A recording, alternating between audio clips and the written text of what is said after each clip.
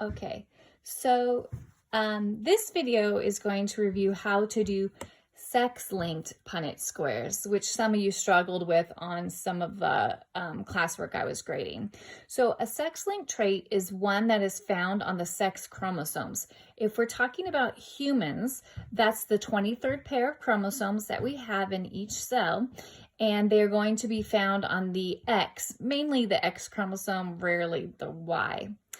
So when you have these types of Punnett squares, you have to show the sex chromosomes because these are found on the sex chromosomes.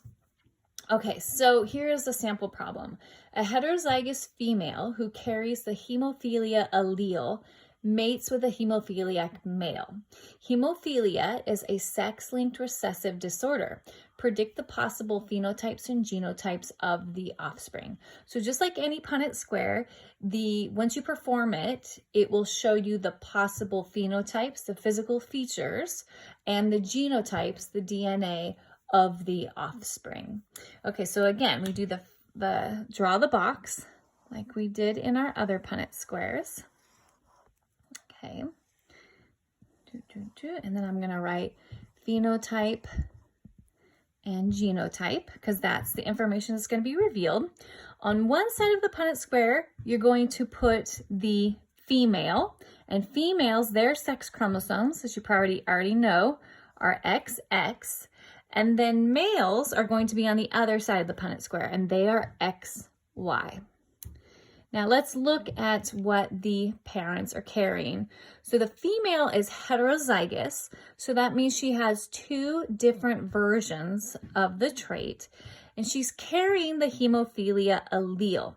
So that means she got one of the dominant not hemophilia from one parent and a recessive hemophilia from the other parent. So she's going to look like this. This is her normal non-hemophilia, and this is her X with the hemophilia.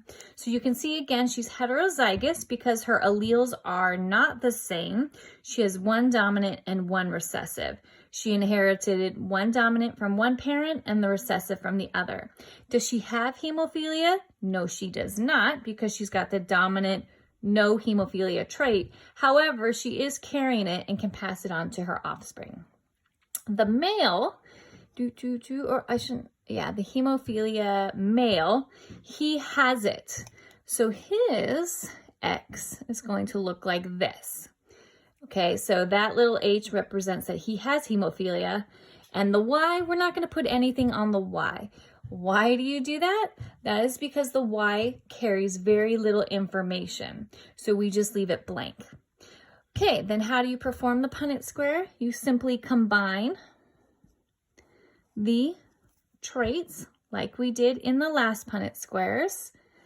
Okay, so this one's big H and this one's Y. X little h, and then X little h, Y. So when you do these Punnett squares, again, you can figure out what the sexes of the offspring will be, but you can also figure out will they have hemophilia or not.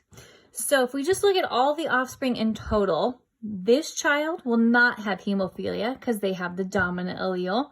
This child will also not have hemophilia because it has the dominant not hemophilia gene. This child will have it because she has two of the little recessive hemophilias.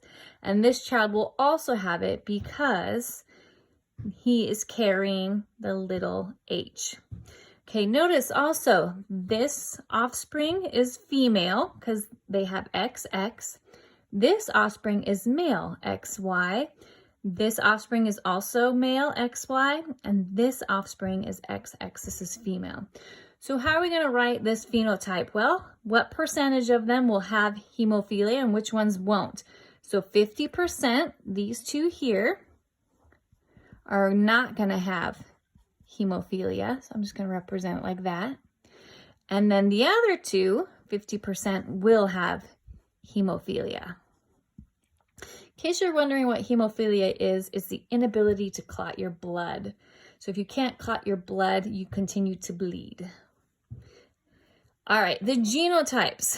So you're going to have, this is kind of going to be a strange one.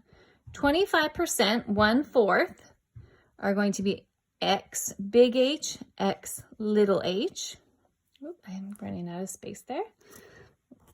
Okay, 25% are going to be X big H, Y. 25% are going to be X little h, and then 25% are going to be X little h, Y.